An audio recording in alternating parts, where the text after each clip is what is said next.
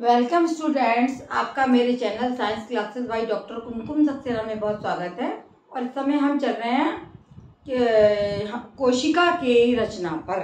कोशिका में जो अंदर का उसका सारे कोशिकांग हैं उनके बारे में मैं आपको बताऊंगी धीरे धीरे करके। और अभी मैंने आपको पिछले लेक्चर में कोशिका भित्ति के बारे में बताया।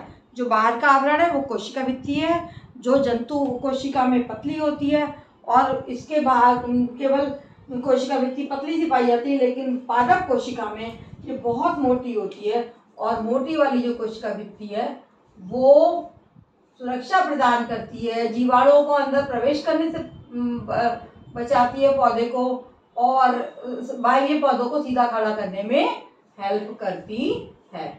अब इसके अंदर जो भरा हुआ है ना, सभी कोशिकाओं में ये तो कोशिका भित्ति हो गई। अंदर जो भरा हुआ है, सभी कोशिकाओं के अंदर एक जलीनुमा द्रव भरा होता है, जिसको हम क्या कहते हैं। जैसे सबसे पहले कार्टो नामक वैज्ञानिक ने इसको देखा था, और बाद में पुरकिले जो वैज्ञानिक था उसने जो है इसको जीव द्रव का नाम दिया है। इसको बोला ये जीव द्रव कहलाता है।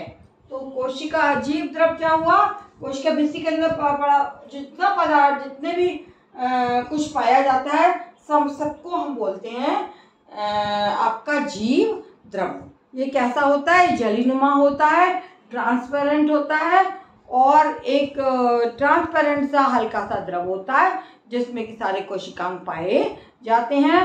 तो ये इसको हम दो भागों में बांट सकते हैं जीव द्रव को। जीव द्रव का जो हम अगर डिवीजन करेंगे तो ये दो भागों में बांटा जाएगा। इसको पहला कहते हैं कोशिका द्रव, है ना, और केंद्रक द्रव। ठीक है, कोशिका द्रव क्या है अभी बताती हूँ मैं आपको, और दूसरा है केंद्रक द्रव।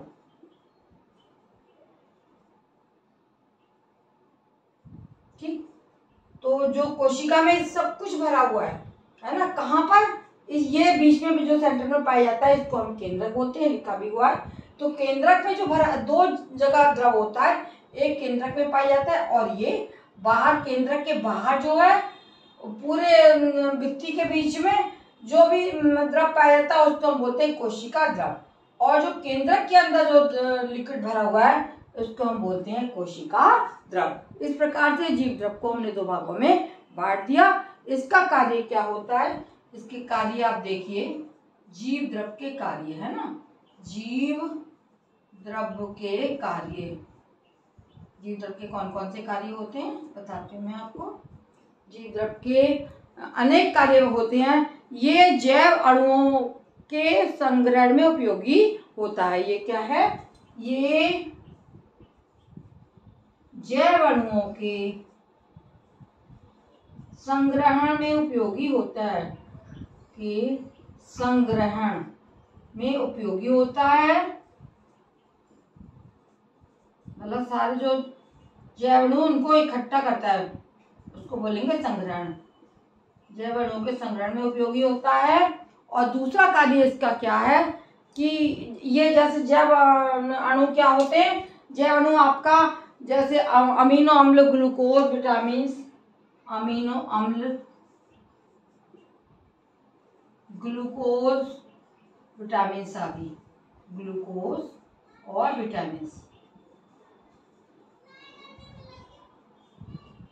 ये सारे जो है अमीनो अम्ल है, ग्लूकोज, विटामिन, इनको ये जीव द्रव अपने में इकट्ठा करता है। ये उपापचयी पथ की भांति कार्य करता है ना।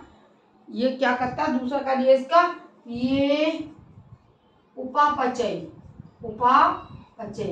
कैटाबॉलिज्म है ना, मेटाबॉलिज्म, एनाबॉलिज्म, इसके दो भाग होते हैं, तोड़फोड़ करना और इकट्ठा करना। ये उपापचयी पथ की भांति कार्य करता है। क्या करता है ये, जैसे अणुओं को तोड़ना, अणुओं को मिलाना, उनका ये रास्ता प्रदान करता है। ये उपापचयी पथ की भांति कार्य करता है।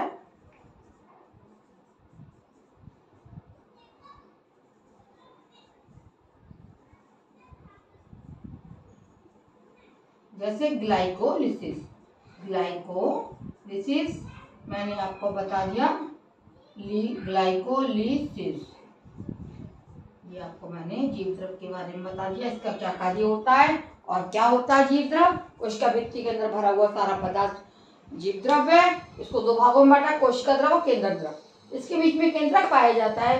केंद्रक में भरा हुआ द्रव केंद्रक द्रव है और केंद्रक के बाहर और कोशिका भित्ति के बीच में भरा हुआ द्रव कोशिका द्रव कहलाता है। दोनों को मिलकर हम जीव द्रव बोलते हैं। बच्चों, मेरा चैनल लाइक करिए, शेयर करिए और यदि आपको कुछ और पूछना हो, आप कुछ भी और जानकारी प्राप्त करना चाहते हैं तो मुझे अवश्य बताइए, मैं पढ़ाऊँगी। और इसको मेरे चैनल को देखते रहिए, फ्री क्लासेस हैं, इनमें आपको कुछ नहीं देखना है। यदि पसंद आ रहा है तो जिन्होंने नहीं किया है सब्सक्राइब करें, शेयर करें और अपने दोस्तों के साथ भी इसको बांटें कि ऐसे मैं पढ़ा रही हूँ, उसको वो पढ़ें, उनको लाभ मिलेगा। धन्यवाद।